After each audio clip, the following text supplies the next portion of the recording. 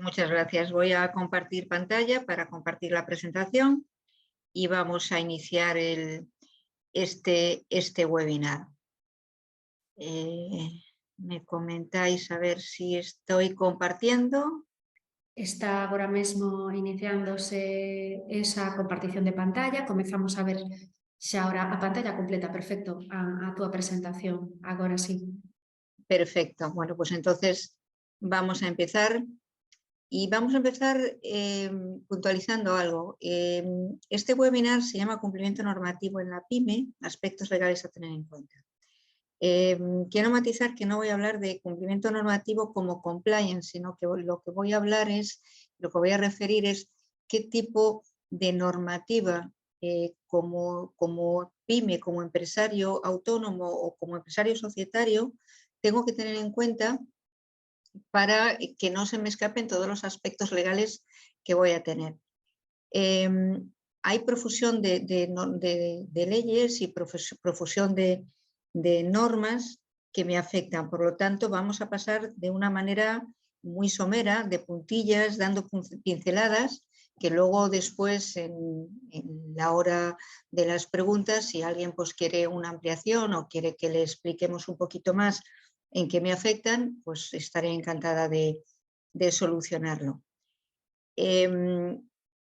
Vamos a empezar con algo que nos va a afectar a todos como empresarios, y es el Código de Comercio. ¿Por qué? Pues porque vamos a tener en cuenta una cosa, y es que la ley y el derecho están presentes en la vida económica y laboral de las personas y las empresas, está presente continuamente.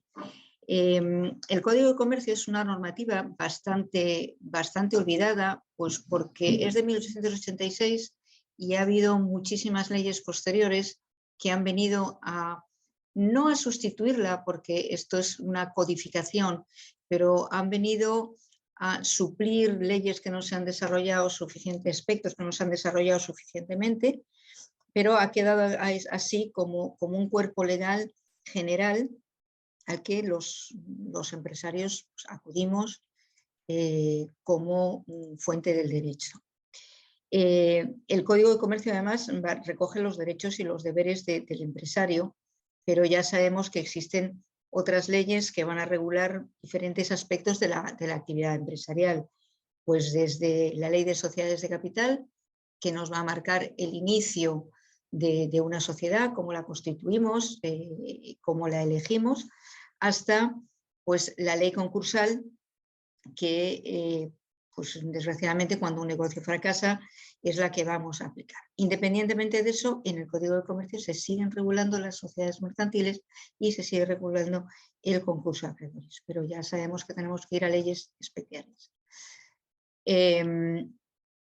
¿Por qué es importante el Código de Comercio? Pues porque todas las disposiciones que se contienen en él son propias de los comerciantes y es la norma general que va a establecer los principios fundamentales de las relaciones comerciales.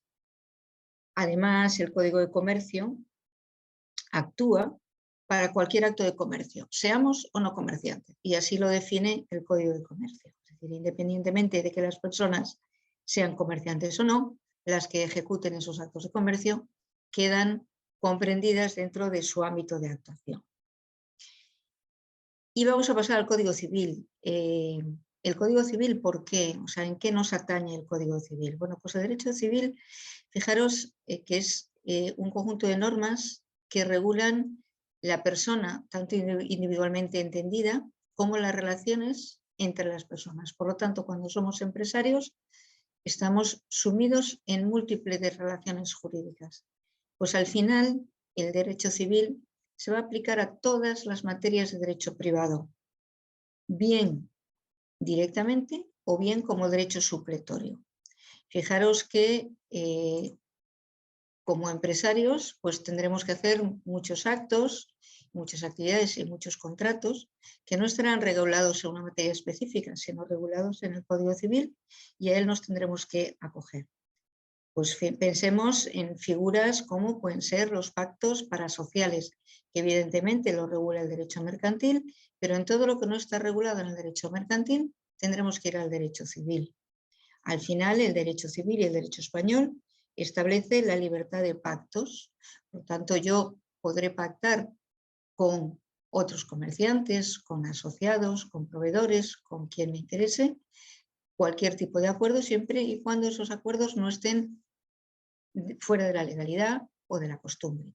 Por lo tanto, es derecho supletorio del derecho mercantil o derecho común, también lo podemos llamar. Pensar, por ejemplo, en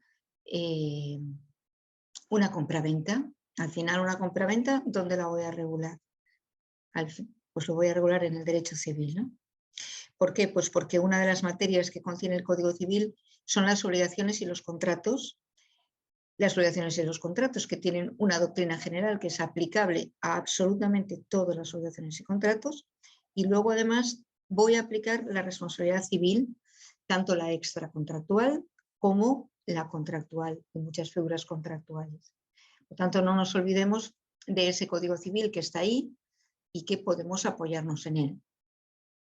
Además de eso, el Código Civil, si somos empresarios que nos hemos constituido con una sociedad civil en vez de una sociedad mercantil, el origen lo tenemos en el Código Civil, ¿no? Por lo tanto, el Código Civil es el que nos va a realizar, o sea, ese contrato societario por el cual hacemos una sociedad civil está regulado en el Código Civil, independientemente que también tengamos que ir al Código de Comercio.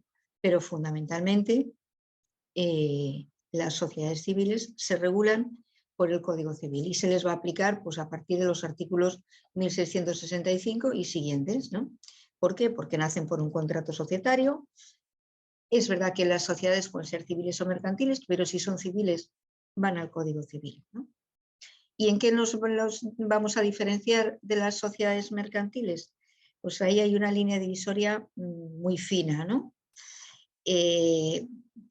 Fundamentalmente, las sociedades mercantiles son aquellas que realizan actos de comercio, mientras que las sociedades civiles son aquellas que persiguen, un fin lucrativo común y que puede ser partible entre todos los socios.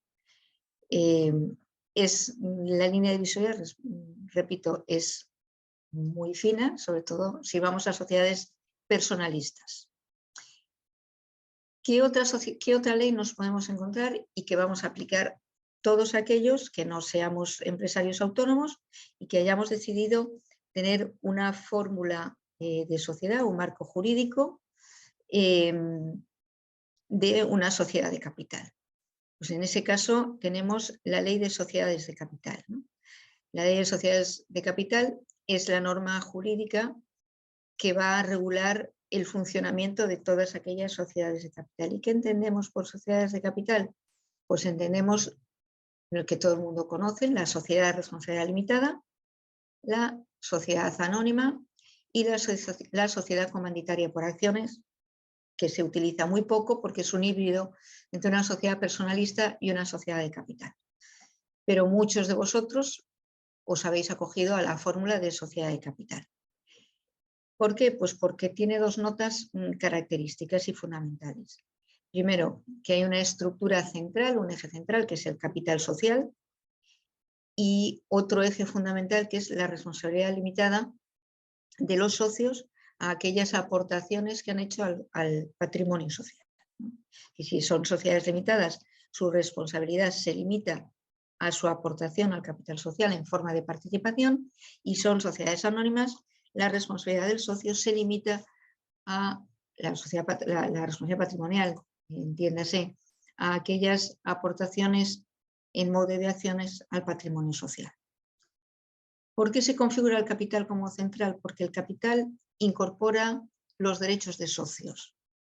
Por tanto, no son sociedades personalistas, son sociedades capitalistas donde la sociedad se constituye en atención al capital aportado por los socios y no en atención a la personalidad de los socios, como serían, por ejemplo, las sociedades civiles. Las sociedades civiles tienen muy en cuenta la personalidad de los socios. De hecho, algunas incluso se pueden liquidar porque el socio vende las participaciones porque se constituyen en función de las características personales de los socios. Sin embargo, en las limitadas y en las sociedades de capital, no. Es verdad que puede existir limitaciones en pactos sociales a la venta de participaciones sociales, ¿no? Pero eso ya entraría dentro de lo que son los pactos parasociales. Y el capital social tiene una función fundamentalmente preponderante porque constituye, por un lado, una cifra de retención patrimonial y, por otro lado, va a determinar los derechos de los socios, en qué proporción tengo esos derechos de los socios. De tal manera que si soy mayoritario, tendré más derechos que un minoritario. Por tanto, incorpora los derechos de los socios, los derechos de voto. Bien, pues ya tengo constituida la sociedad, ya sea civil o sea mercantil. ¿Qué otras leyes me van a afectar? Pues me va a afectar la Ley Orgánica de Protección de Datos Personales y Garantía de los Derechos Digitales. Esta ley ahora la conocemos todos, la Ley de Protección de Datos. La Ley de Protección de Datos es el resultado de la incorporación al derecho español de la Directiva del Parlamento Europeo y del Consejo de 27 de abril de 2016 relativa a la protección de las personas físicas en cuanto al tratamiento de sus datos personales y la circulación de esos datos personales. Por lo tanto, fijaros, es aplicable y es obligatoria para todas las empresas, independientemente de la forma jurídica que adopten. Por lo tanto, es obligatoria también para aquellos profesionales o autónomos que manejen datos personales. ¿Pero qué es un dato personal? Pues un dato personal es toda la información sobre una persona física que puede ser identificada o identificable por sus datos. Puedo no nombrarla como fulanito de tal, pero la puedo identificar por sus datos, ¿de acuerdo? Que llamamos el interesado. Y esto nos lo define el artículo 4 del Reglamento General de Protección de Datos. Fundamentalmente, el Reglamento General de Protección de Datos hace referencia al tratamiento y al fichero de datos. ¿Qué es el tratamiento? Pues el tratamiento es precisamente cualquier operación o conjunto de operaciones que realizo sobre los datos personales, que lo puedo hacer a través de un procedimiento automatizado o a mano, en una hoja, en una ficha o en una hoja de Excel. Es decir, que yo puedo, aunque no tenga un software que me maneje los datos personales, si yo cojo los datos de mi cliente y los pongo en un papel, ya estoy haciendo tratamiento de datos. Por lo tanto, ¿por qué? Porque estoy recogiendo datos, registrándolos, organizándolos, estructurándolos, conservándolos. A lo mejor los vendo, a lo mejor los utilizo con datos con fines publicitarios. Por lo tanto, toda operación, absolutamente toda operación sobre los datos personales, la ley lo considera tratamiento de datos. Por otro lado, tenemos dos figuras importantes que a veces nos inducen a mucha confusión, que es quién es el responsable del tratamiento y quién es el encargado del tratamiento de los datos. Y a veces tenemos pues ese pequeño lío que muchas veces lo arreglamos, no lo entendemos, pero metemos un plugin en una web y ya sabemos, pues uno es el responsable, otro es el encargado del tratamiento, pero tenemos que tenerlo muy claro, porque el responsable del tratamiento es el titular del fichero de datos. Es decir, cualquier empresario que tenga un fichero de datos de sus clientes, de sus proveedores, de lo que sea, es el responsable del tratamiento. Y después está la figura del encargado del tratamiento, que es el que se va a encargar de utilizar los datos por cuenta del responsable. Puede recaer efectivamente en una misma persona que sea responsable y que sea encargado de tratamiento. Pero generalmente tenemos esas dos figuras que muchas veces nos llevan a confusión y que nos hace firmar muchísimos documentos sobre protección de datos personales. Cuidado con eso, cuidado con los datos, que hay datos que pueden ser más sensibles que otros y en función de la sensibilidad de los datos tendremos que tener más o menos cuidado en ese tratamiento. Bien, yo supongo que todos estáis al día en la Ley de Protección de Datos Personales, pero sé que también da muchos quebraderos de cabeza. Seguimos con las leyes que nos atañen y vamos a una que muchas veces no la conocemos, que es la Ley de Servicios de la Sociedad de la Información y del Comercio Electrónico. Y que muchas veces la confundimos con la Ley de Protección de Datos. Son dos leyes distintas. Esta ley también supone una transposición al ordenamiento jurídico español de una directiva del Consejo y del Parlamento Europeo, relativa a todos los aspectos de los servicios de información y regula el comercio electrónico. Por lo tanto, si hacemos transacciones a través de Internet, nos atañe esta ley de servicios de la Sociedad de la Información y Comercio Electrónico. ¿Qué operaciones están sujetas a esta ley? Pues, por ejemplo, la contratación de bienes y servicios por vía electrónica. Es decir, cualquier operación que hagamos a través de Internet está sujeta a esta ley. Por ejemplo, la organización y gestión de subastas por medios electrónicos está sujeta a esta ley. La compra en la red por grupos de personas, el envío de comunicaciones comerciales, decimos, hacemos una landing page y hacemos después un envío masivo a través de Facebook, todo eso está regulado por esta ley. O el suministro de información por vía telemática. Por tanto, es importante que no que dominemos, pero que sí que sepamos cuáles son las obligaciones y los derechos que tenemos y que nos concede esta ley. Otra ley que tenemos que tener en cuenta también en todas nuestras relaciones a través de Internet es la Ley 6/2020 de Servicios Electrónicos de Confianza, que regula fundamentalmente los certificados electrónicos y las obligaciones de los prestadores de servicios de confianza. Por ejemplo, cuando tenemos ese candadito que tenemos arriba en las páginas web, bueno, pues efectivamente eso es un certificado electrónico y está regulado por esta ley. Si hacemos transacciones electrónicas de dinero, también está regulado por esta ley. Bien, y seguimos. Y vamos a seguir ahora con el aspecto laboral de los empresarios. ¿Qué leyes tenemos que nos van a afectar? Leyes muy importantes, como puede ser el Estatuto de los Trabajadores. El Estatuto de los Trabajadores es fundamental que lo conozcamos, no a fondo, pero sí que sepamos por lo menos de qué trata, ¿no? Porque recoge las normas fundamentales del derecho laboral. Y por lo tanto va a ser el texto que va a regular las relaciones laborales, o sea, esas relaciones que hay entre empresarios y trabajadores.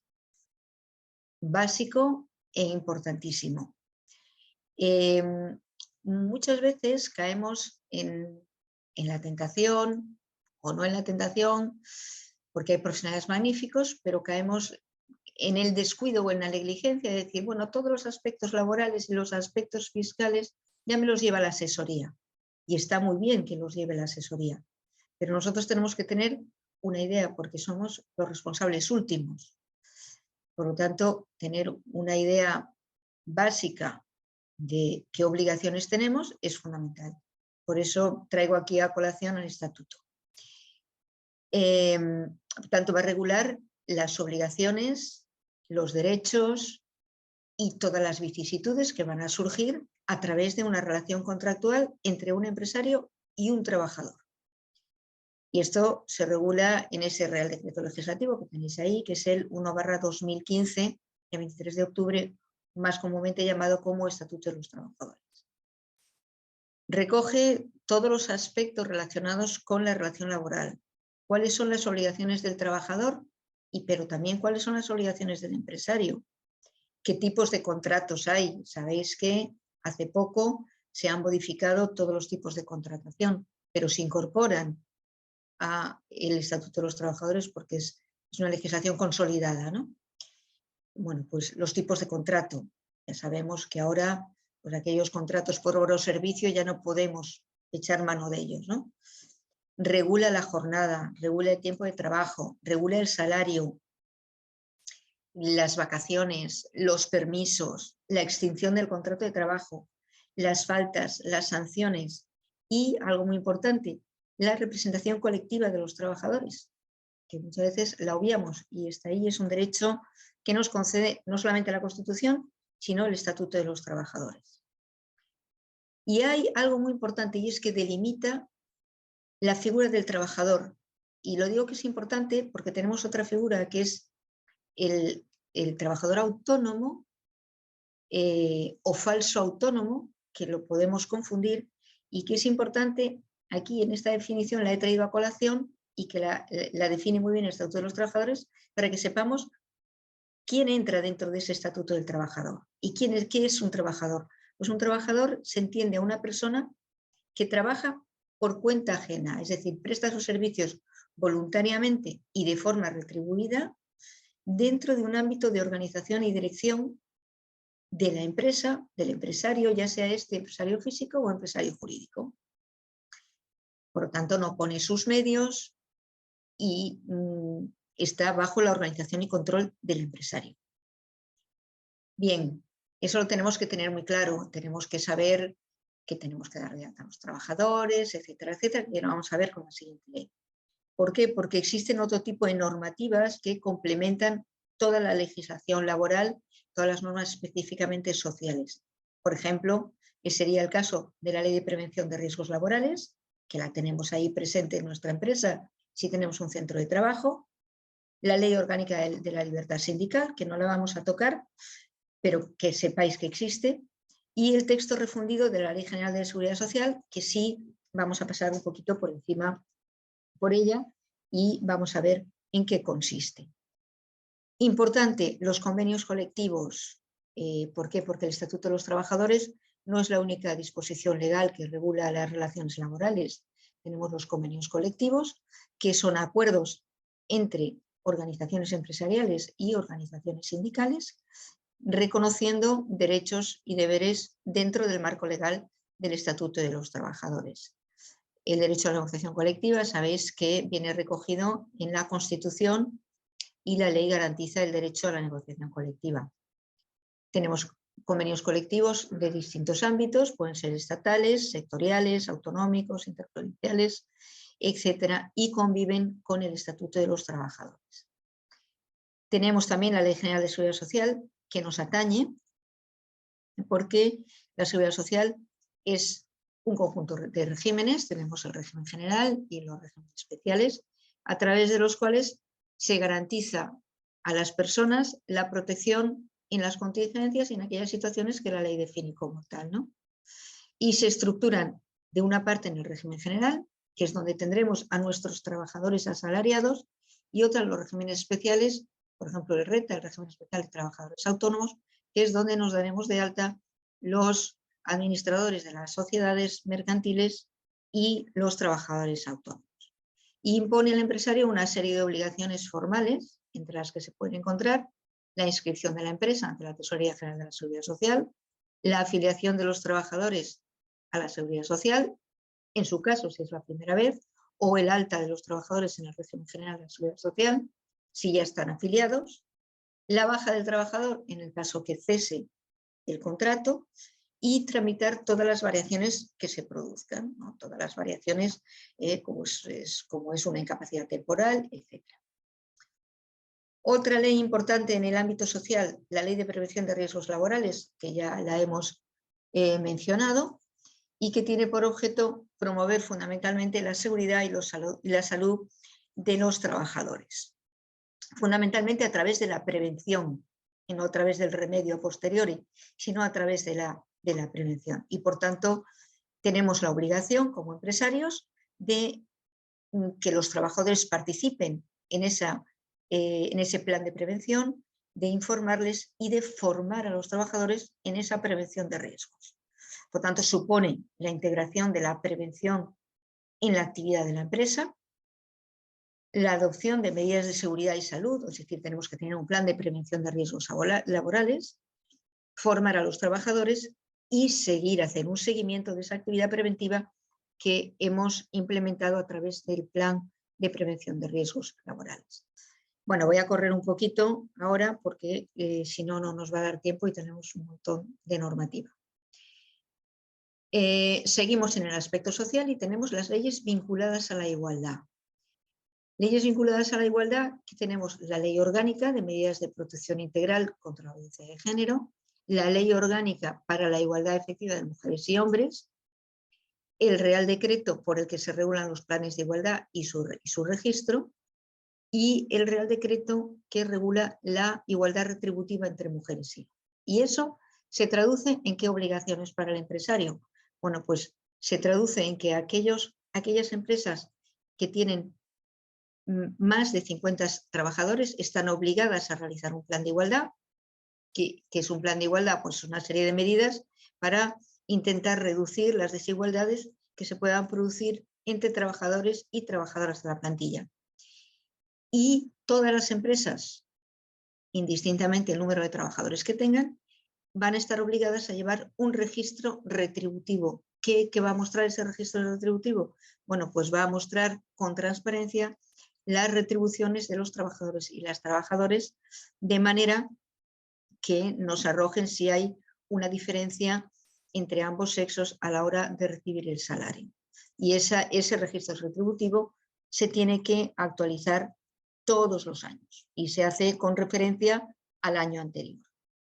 Bien, para garantizar que cumplimos efectivamente toda esta legislación social, tenemos la LISOS, que es la Ley sobre Infracciones y Sanciones en el Orden Social. ¿Y qué hace la LISOS? Bueno, pues fundamentalmente identifica qué comportamientos de los empresarios constituyen una infracción en el orden social y le impone una sanción, los castiga. Es decir, ¿quién lleva a cabo esto? Pues la Inspección de Trabajo y Seguridad Social, que es la que tiene encomendada esa labor de vigilancia sobre el cumplimiento de las obligaciones laborales. Cuidado, no solamente de los empresarios, también de los trabajadores. Muchas veces pensamos que la Inspección de Trabajo solo va encima de los empresarios. No, también se hace cargo de las sanciones administrativas y laborales, que son multas en diferentes cuantías, incluso en algunos casos puede llegar al cierre de la empresa, en casos sobre todo de incumplimiento de la prevención de riesgos, pero también puede sancionar a los trabajadores. Bien, rapidísimamente vamos a ir sobre nuestras obligaciones fiscales y ya vamos a pasar de puntillas.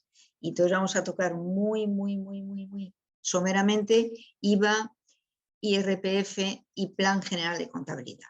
Es decir, como empresarios tenemos la obligación de seguir el Plan General de Contabilidad, que es de aplicación obligatoria para todas las empresas, cualquiera que sea su forma jurídica.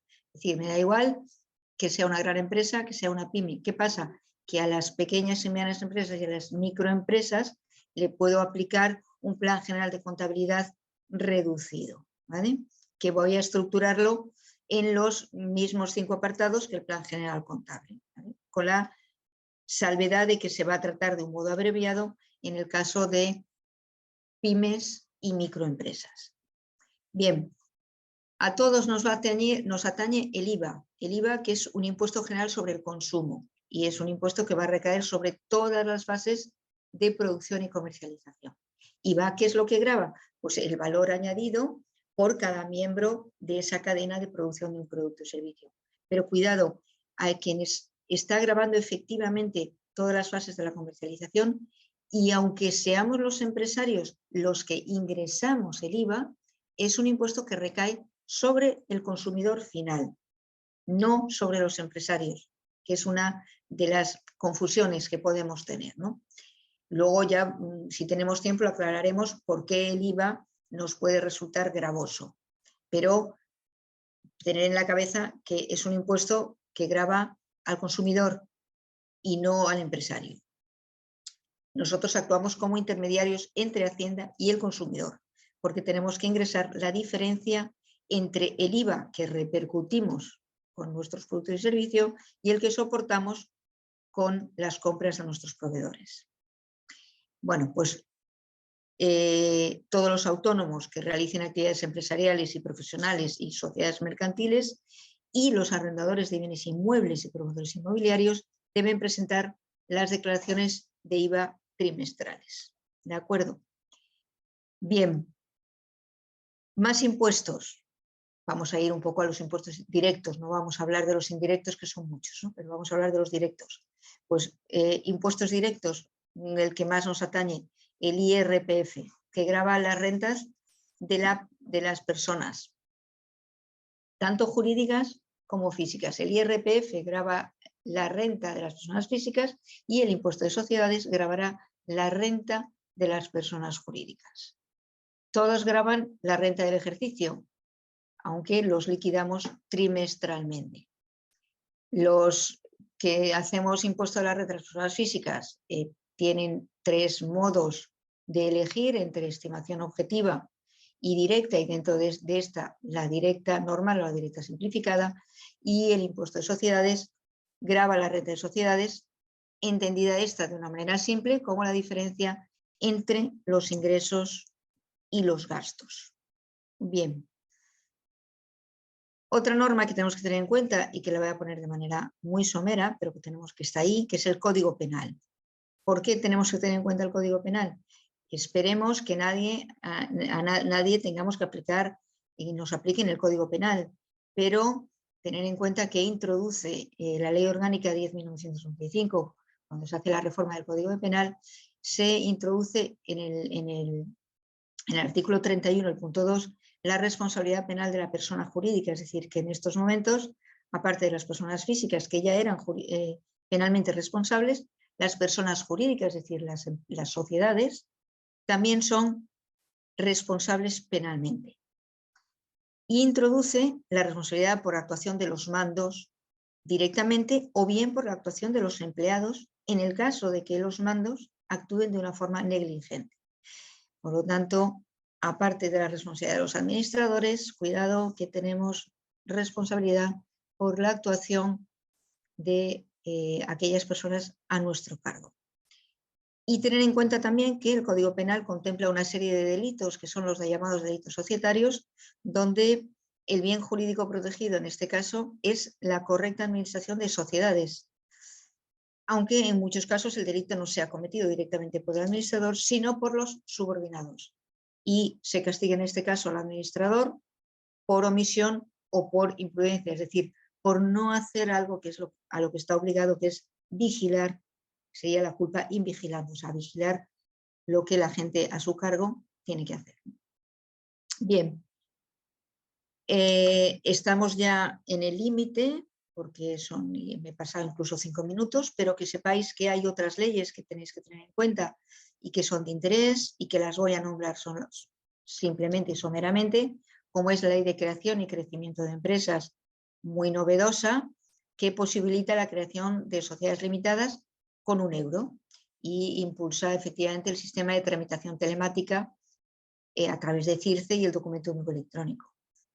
Está también la nueva ley de startups. Otra ley a tener en cuenta si contratáis con la administración es la ley de contratos del sector público, que regula la contratación del sector público. La ley de consumidores usuarios, que establece la protección de los consumidores en el ámbito de las competencias del Estado, ¿vale? Y luego, en función del sector donde cada empresa se ubique, le van a afectar unas leyes u otras.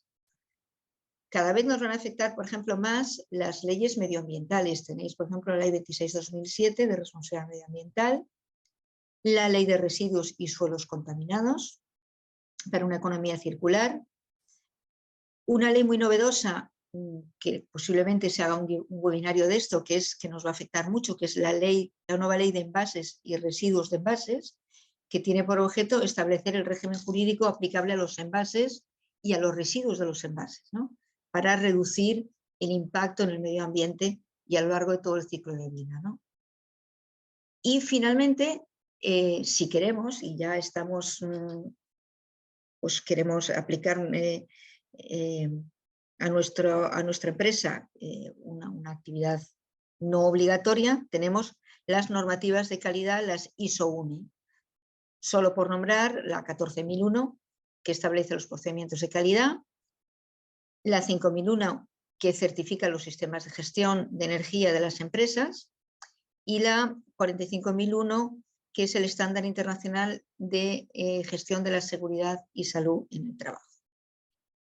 Bueno, pues como colofón y ya para terminar, solamente recomendaros que con tantas leyes que tenemos y tantos aspectos que tenemos que controlar, sería muy bueno que las empresas establecieran un sistema de prevención identificando los riesgos que tenemos de incumplimiento, que sabiendo ya los riesgos que tenemos de incumplimiento, diseñemos un protocolo y un procedimiento de actuación y contemplemos en nuestras empresas códigos éticos para actuar.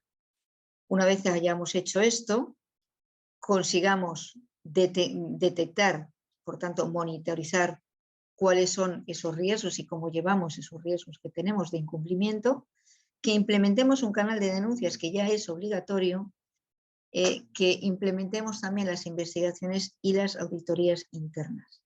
Y finalmente, con eso, ¿qué es lo que conseguimos? Pues resolver incidentes, los incidentes que se hayan producido en nuestra empresa antes de que se conviertan en sanciones, pues subsanando las deficiencias que hemos detectado, estableciendo sanciones internas en el incumplimiento de esa normativa, tanto externa como interna, y modificando los modelos que tengamos de cumplimiento en el caso de que hayamos implementado. Bien, pues con esto doy por finalizada este webinar y pues si tenéis cualquier duda me lo comentáis y pasamos a comentarlo. Moi ben, Almudena Grai, unha das persoas expertas do IGAPE Responde, grazas pola presentación. Efectivamente, agora temos unha pequeniña marxe de tempo por se teñen algunha dúbida sobre o que acabamos de escoitar. Poden escribirnos a través de preguntas e respostas, este apartado que ten a ferramenta de Zoom. Chegannos algunhas mensaxes, Almudena, imos facer repaso. Sonia, quere saber que lei regula as garantías pola prestación dos servizos entre empresas. Prestación por servicios entre empresas. Sí, que lei No entiendo regula, muy bien la pregunta. Es decir, que lei las regula las relaciones, garantías por la prestación de servicios entre empresas. Non sei, Sonia, si nos podes aclarar un pouquiño máis. a ver, las relaciones entre empresas, como todas las relaciones contractuales, se regulan en el Código Civil. Y luego, no sé a qué te refieres, si es garantías de cumplimiento, es decir, todas las obligaciones y contratos están reguladas en el Código Civil. Te puedes remitir a ellas, a no ser que sean muy específicas. Si son muy Almudena, específicas, nos sí. dice Sonia, cando realizas un servicio para outra empresa, que garantías temos que dar? Non sei se iso está regulado en algún A ver, punto. no es que esté regulado, pero normalmente cuando realizamos servicios para otra empresa, lo primero que tenemos que hacer es instrumentalizarlo en un contrato. Y en ese contrato, a través de ese clausulado, vamos a establecer las garantías de cumplimiento.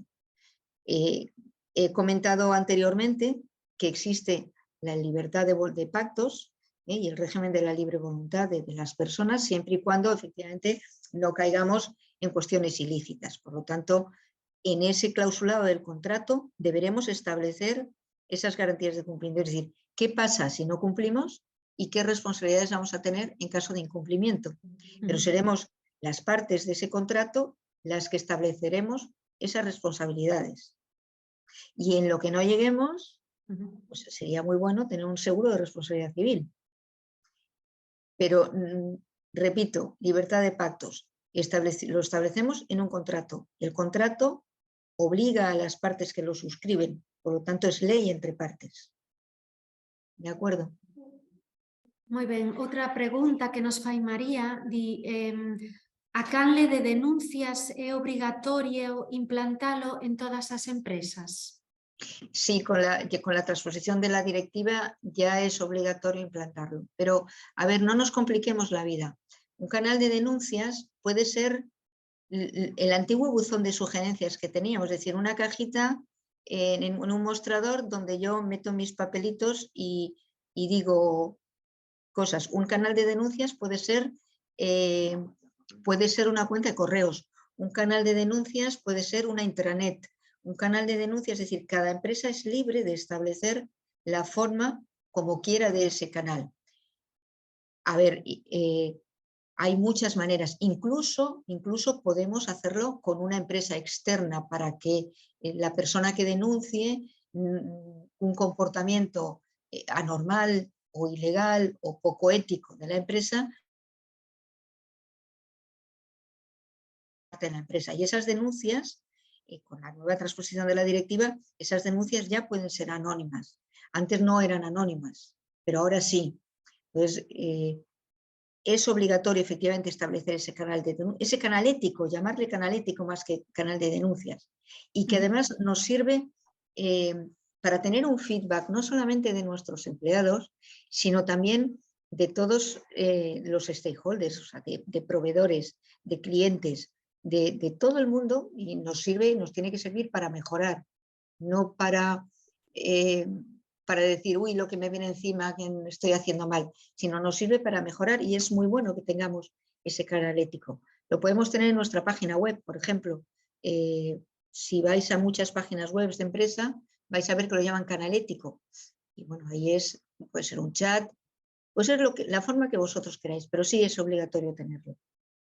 Acabamos de compartir a través do chat o acceso directo ao formulario do IGAPE Responde, por se teñen algunha pregunta ou queren recibir ese asesoramento gratuito neste ámbito xeral, aínda que tamén ofrecemos apoio en temas financeiros, de negocio, operacións, emprendemento, en fin, a necesidade que teñan como negocio, como persoa emprendedora, poden trasladala a través dese formulario e poñémonos en contacto con vostedes. Outra pregunta, María, o rexistro retributivo para cumprir coa Lei de Igualdade debe estar exposto para consultar polos representantes dos traballadores ou na súa ausencia polos propios traballadores? Sí, el registro retributivo, los representantes de los trabajadores tienen derecho a que se les enseñe ese registro retributivo. Entre otras cosas, porque ese registro retributivo lo único que nos va a mostrar es si es trabajador femenino o masculino, pero no nos va a decir los nombres de cada uno. Y por lo tanto, no vamos a conculcar ninguna ley de protección de datos. Y efectivamente tiene que estar no expuesto, o sea, no tienes por qué ser expuesto, pero sí a disposición de.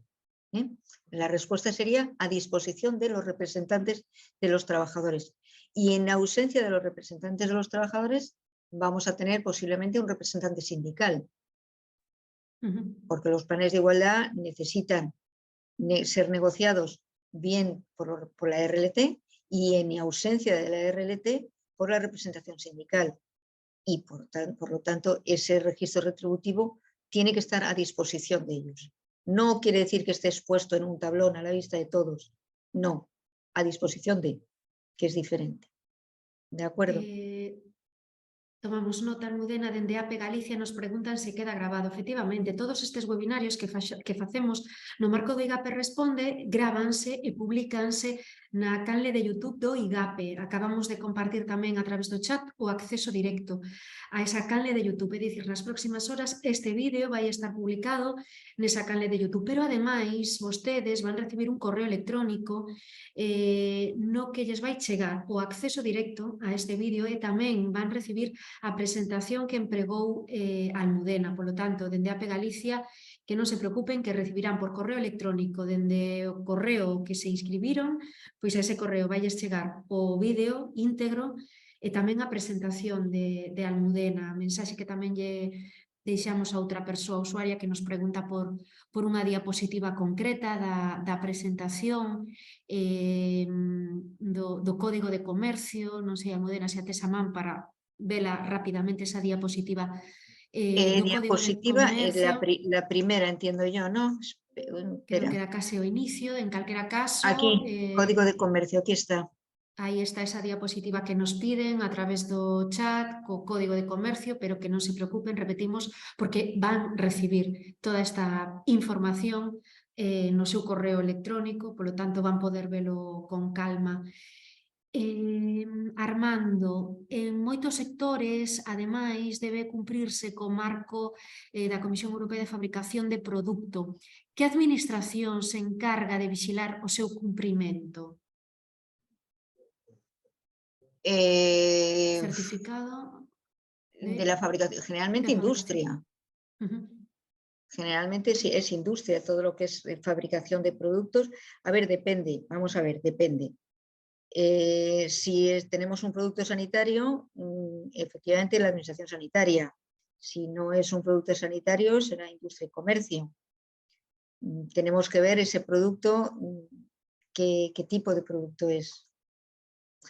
Me imagino que nos estamos refiriendo a aquellos productos que vienen de fuera de la Comunidad Europea y que tienen que tener efectivamente el etiquetado C, ¿no? A ver se Armando nos pode aclarar un pouquiño máis. En calquera caso, Armando, se queres que analicemos en detalle a túa dúbida, animámoste a que pidas este asesoramento do IGAPE Responde na nosa página web responde.igape.es, que cubras ese formulario e vemos máis en detalle para resolver a túa dúbida de ver pois que administración se encargaría de vixilar este cumprimento, porque agora intentamos dar así un repaso rápido ás respostas, pero para entrar xa máis en detalle aconsellamos sempre cubrir ese formulario do IGAPE Responde. Bueno, de todos modos, sí que comentar que hay normativa comunitaria, entonces se especifica la normativa que tiene que tener el etiquetado de los productos que se van a vender en la comunidad, en la Unión Europea, las normas de etiquetado y las normas de trazabilidad del producto, que son importantes. Pues esas normas de trazabilidad y además identificación de quién ha sido del productor y de toda la cadena son importantes. O sea, trazabilidad y por quién está vendido, o sea, el NIF y todos los elementos están establecidos en la normativa comunitaria y son iguales para todos los países de la Unión Europea. Moi ben, pois outra dúbida que nos chega, queren saber agora quen supervisa este cumprimento no caso dos produtos de artesanía. En el caso de los productos de artesanía fabricados, a ver, en principio hay, vuelvo a repetir, hay una normativa comunitaria que dice los productos de artesanía qué es lo que debe de llevar en el etiquetado. Y yo, si esta persona me hace una consulta a través de IGAPE Responde, le mandamos la normativa. Pero fundamentalmente, ¿qué es lo que tiene que poner en el etiquetado? Pues su nombre, su NIF, su identificación. Va a depender mucho ese producto artesano, si lo va a usar un niño, si lo va a usar un adulto, porque dependerá, las normas de seguridad son distintas, pero lo que sí es importante es que refleje la trazabilidad del producto. ¿Vale? Moi ben, Almudena Grai, unha das persoas expertas do IGAPE Responde, moitas grazas por resolver estas dúbidas e pola presentación desta mañá. Animamos as persoas que siguen conectadas, que se teñen algunha dúbida máis, que accedan a través da nosa web a ese formulario para trasladarnos pois cal é a necesidade que teñen e recordarlles que van recibir este contido. Antes de despedirnos, Almudena, non sei se pola túa parte queres facer algún último apuntamento. No, simplemente dar las gracias a todos los asistentes, sobre todo por la paciencia, porque sé que es una materia que no es realmente agradable de oír, es muy densa y cualquier aclaración que quieran, pues a través del formulario de Responde, que me las trasladen, que las contesto de mil amores. Estupendo. Pois moitas grazas a Almudena Grai, unha das persoas expertas do IGAPE Responde, que está ofrecendo ese asesoramento gratuito ao tecido empresarial galego e grazas tamén ás persoas que siguen conectadas. Por certo, que nos seguimos en marcha con estas citas virtuais. A vindeira semana imos falar de temas financeiros e tamén de operacións, temas de digitalización. Toda esa programación está disponible na nosa página web responde.igape.es. Animámolos tamén a que se inscriban.